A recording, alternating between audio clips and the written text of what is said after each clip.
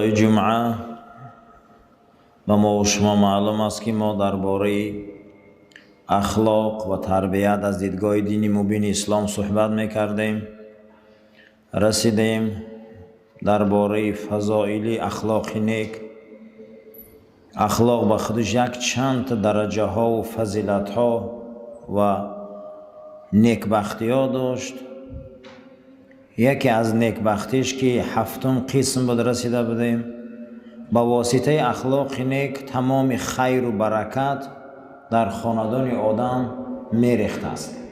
خیر و برکت در داخل اخلاق نیک بوده.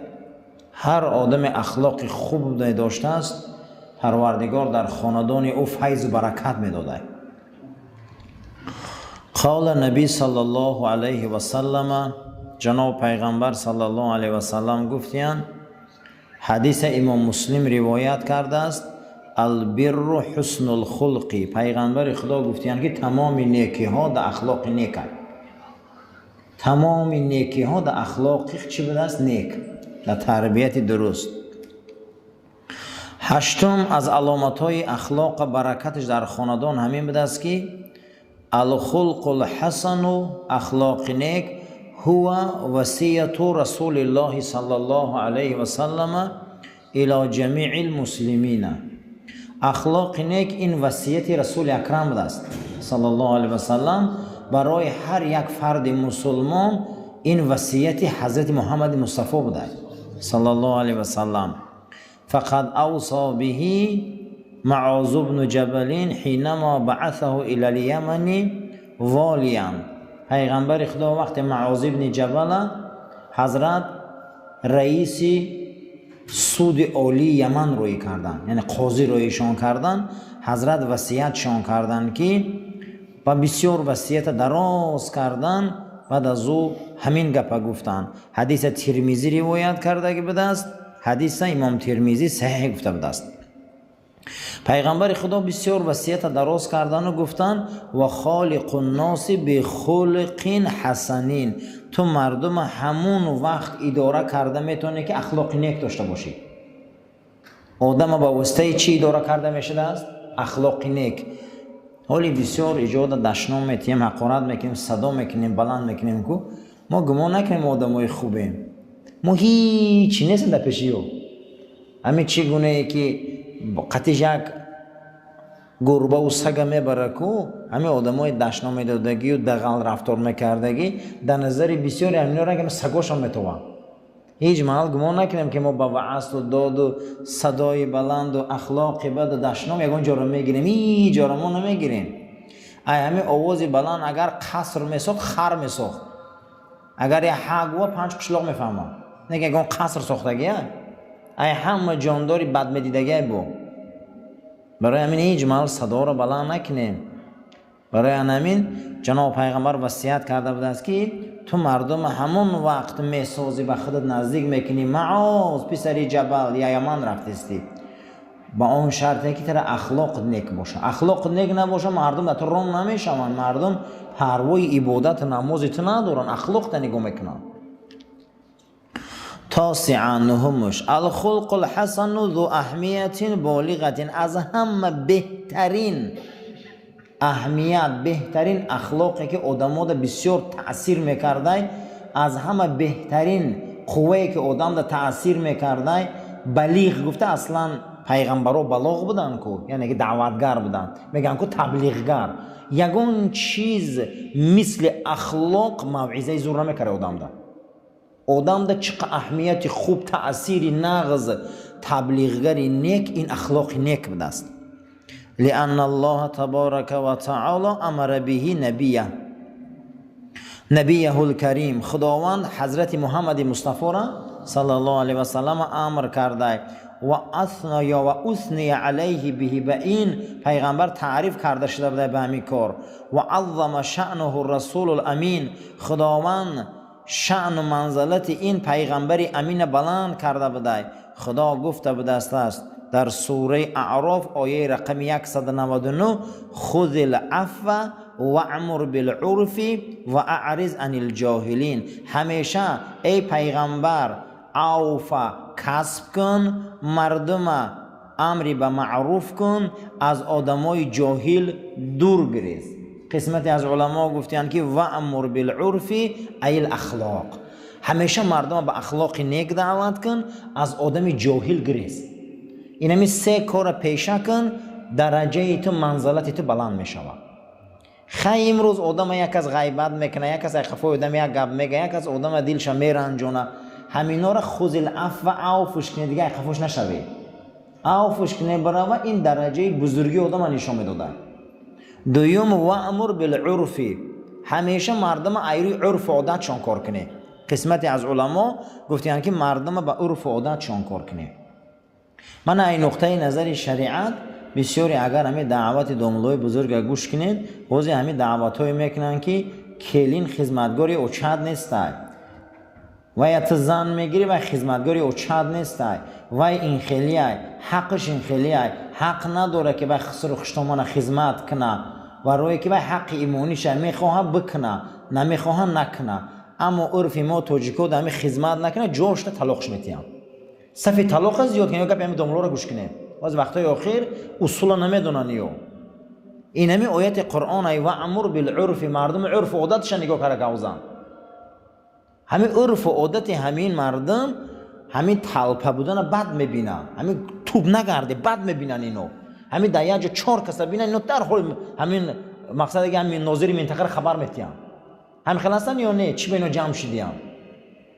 عرف اینو همین خیلی عرف همینو قد کار نکنی در بالا میمونی، همین عرفی که در شریعت اجازته. امروز این نقطه نظری فرهنگ ما آسیایی میونه همین خدمتی خسر و خشتمان کلی نکنه، همش جواب میتیم.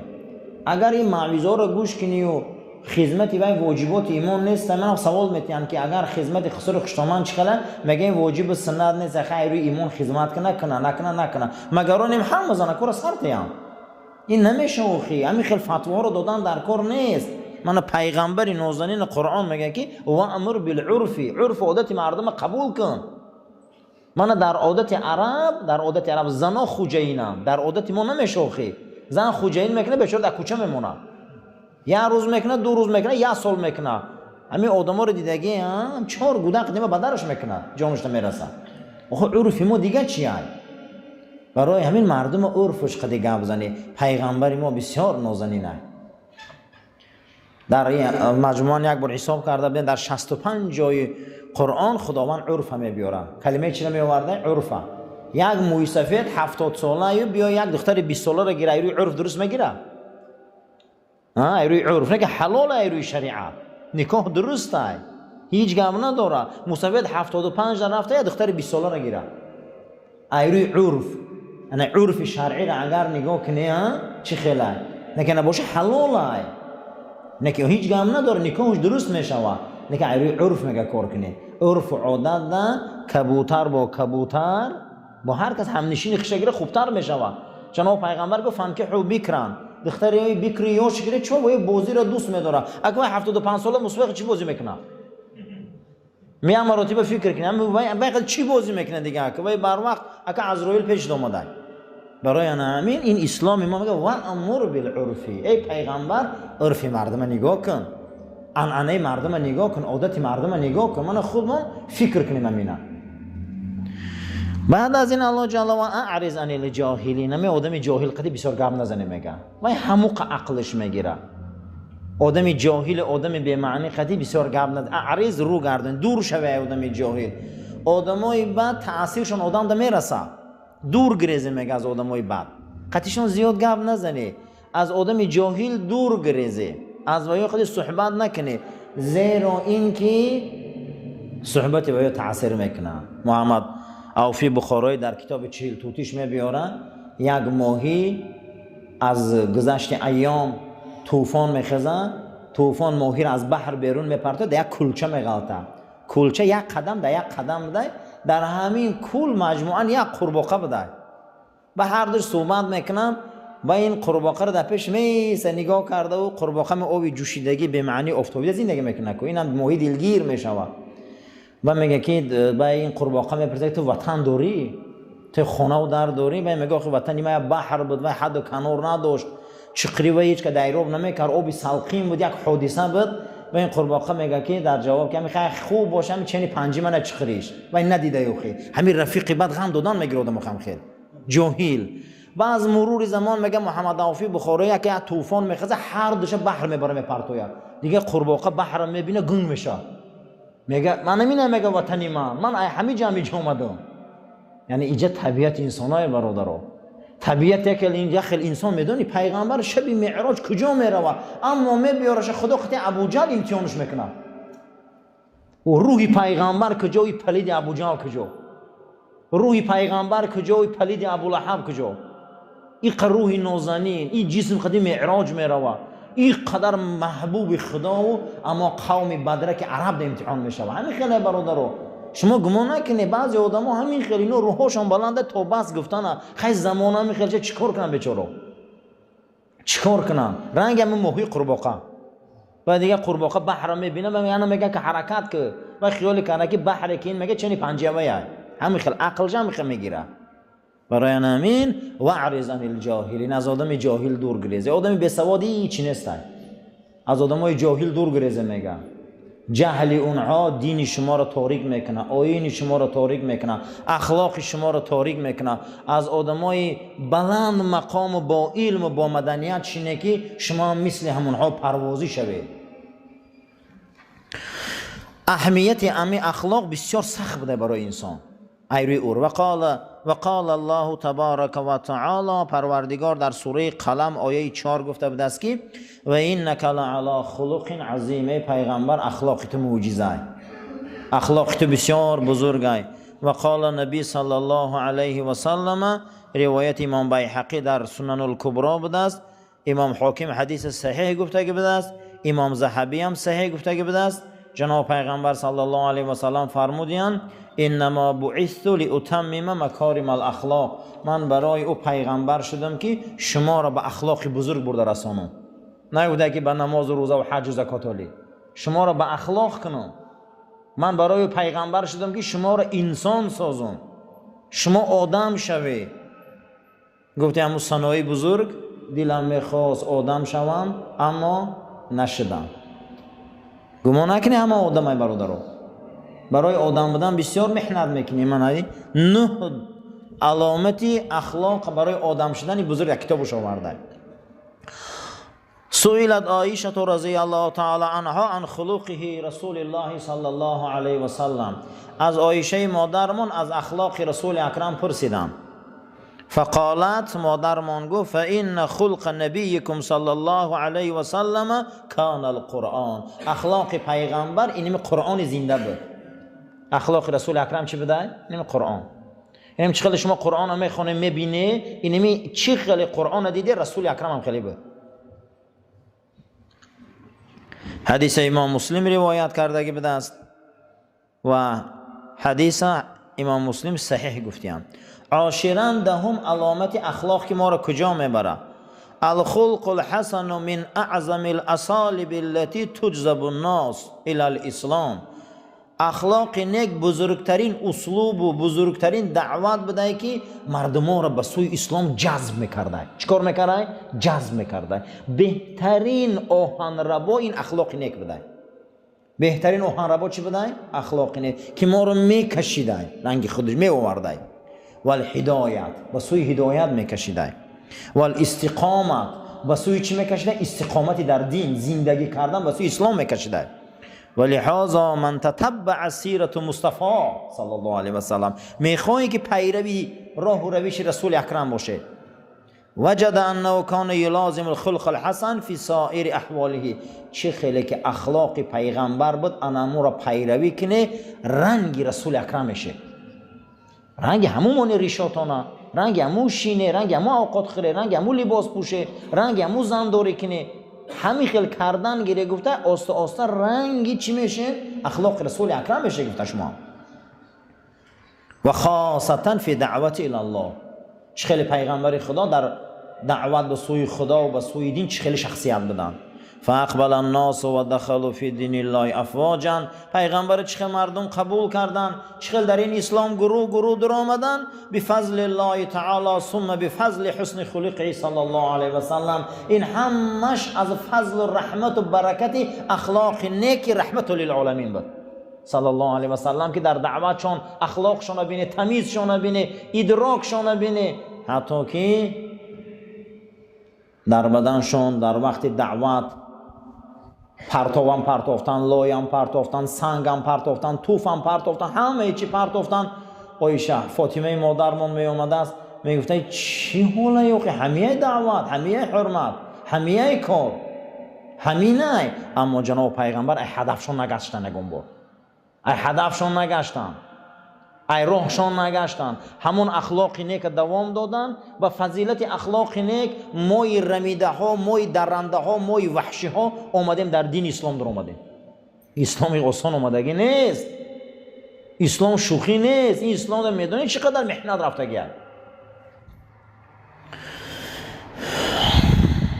فکم دخل فی الاسلام بسبب خلقه العظیم. شما میدونی که در زمین چندین انسان ها با اخلاق نیک رسول اکرم در آمدن. فهذا یسلم و یقول، اکما تسلیم میشیم و گپ میزنیم کیا اسلام آوردن. حدیث امام بخاری روایت کردگی بده است در بنی حنیف نفرای بدیان که چقدر جوانمردی را من کردن، چقدر زکات من کردن، رسول الله را غم دادن. بعد از اون میگه وقتی که آمدن گفتن والله ما کان علی الارض وجه ابغض الی من وجهک فقد اصبح وجهک احب الوجوه كلها الی. مردم آمدن گفتن که در این زمین ما در همین خیلی را فهموندگی بدن یا رسول الله، ما را همین خیلی فهمونده بدن که ای همه روی بد میدیده ترین تر گفته بدن. وقتی ما یک بار در صحبت شیشتیم دیدیم که بهترین انسان در زمین تو بدی، ولی آدم در قفاش هر گپا میگن ارجوده، لیکن یک بار روبروی آدم شدن دیگه خیلی آدم چیق پیغمبرم سیاه میکردین، هر چی میگفتین وقتی یک بار قدیش گپ زدین گفتین قسم به نام الله تو دیگه خیلی انسان بوده کو. در یک صحبتش ایمان آوردن، در یک صحبتش ایمان آوردن. و ذاک یقول، مرد آمد و گفت اللهم ارحمنی و محمدا، خدایا من رحم کنه محمد، ولا ترحم معنا احدا، غیر ما هیچ کس رحم نکن که پیامبر پیش شما در کفتش قپی. گفت نه درگاه خدا وسیع این گپ نگو، همه را گو رحمت کنم، همه را گو رحمت کنم. میگه نگاه کرده گفت شما کیه؟ گفت همین نام گرفته منو. میگه آخی ما را در قبایل دیگه خیلی گفته بودن که شما فقط شایسته. گفت نه همه شایسته خدا.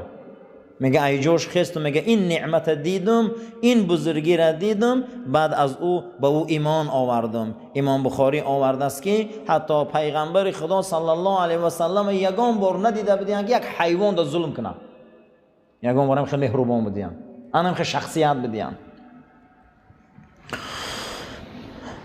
تأثر بعفو النبي صلى الله عليه وسلم ولم يترك على تحجيره رحمة الله صلى الله عليه وسلم التي وسعت كل شيء بل قال له لقد تهجرت واسعا یا ولقد تهجرت واسعا. پیغمبر صلی الله علیه و سلم بخشش و مهربانیشون چمان در زمین آمدگی بود که همین خیلی تأثیر کرد که چنان عوف مهربانی کردن مردم مکه را همون روز بخشیدن. بعد از او چندین طایفه از انسان‌های آمدن، حضرت برای اونها چنان غنیمت‌ها دادن، چنان پول و یاردم‌ها دادن، همون دشمناشون همین خیل کردن، همش بخشیدن. بعد از او از عقیفش گفتن واقعا از قفای تو رفتن یا رحمته. این همین که حضرت معاویه رضی الله تعالی عنه گفتن که یک روز حضرت فیراد کرد 100 تا شترم داد. چند تا شتر داد که بدن؟ 100 دانه. یک روز میگه آمدیم از این تپه به این تپه، میگه همین خیلی مالی غنیمت آمده است، از کرته و از شتر و از گوسپند و از تمام انواع خوراک. حضرت معاویه روایت میکنه، حدیث در بخاری هم هست. میگه حضرت آمدن، میگه بعد از اون میگه تقسیم سر شد، همین خیلی تقسیم سر شد. میگه همین خیلی تقسیم سر شد، همه مالا خاصی رسول اکرم خودش بودن.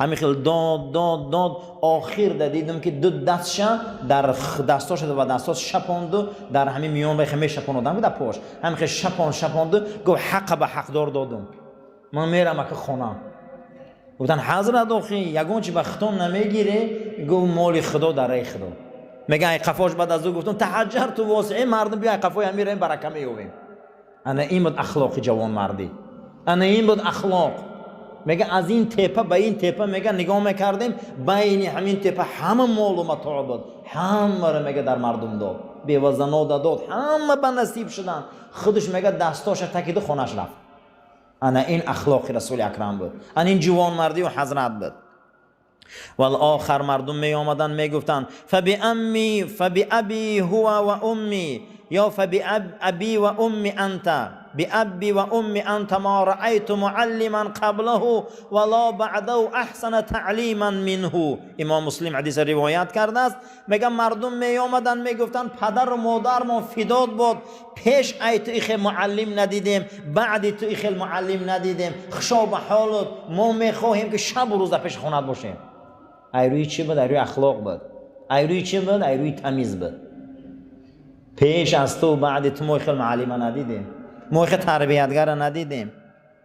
بعد از اون میگه چهارمی که به اخلاق رسول اکرم ایمان آورده بودن میگفتن یا قومی اسلمو مردم آمدن ابوذر غفاری بالای تپه میبرای مردمش میگه مردم اسلام بیاره فإن محمدا یعطا عطاء لا یخشا فاقه این محمد همین خیل عطا میکنه حاصل میکنه جوان مرده که بعد دادگی و پیروی و پشیمون نمیشه که پشیمون ای دین رسول اکرم.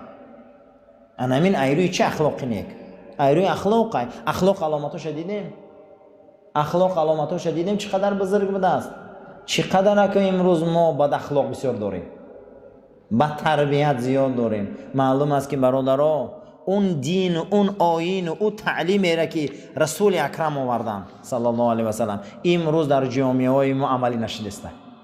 او دیگه دین بوده است او دیگه چی آورده بوده اما ما امروز دیگه کار کرده گشته استیم. دعا میکنم که خدایا ما را برای راست هدایت کن ما را از آفات و بلاها محفوظ دار این اخلاق رسول اکرم در زندگیامون عملی کن در چهرهامون و در بدنامون عملی کن در فرزندامون عملی کن در زن و دختر و پدر و مادرامون عملی کن در جامعه اسلامی عملی کن که به اخلاقشان یک بار دیگه دنیا را رام کنن به اخلاقشان یک بار دیگه دنیا را لرزانن به اخلاقشان یک بار دیگر انسانهای رمیده و به ایمان صاحب ایمان کنن صاحب توفیق کنن. اللهم ربنا آتنا فی الدنیا حسنه و فی الآخرة حسنه و قنا عذاب النار آمین یا رب العالمین. صفاتان راست گیره و تلفناتان خاموش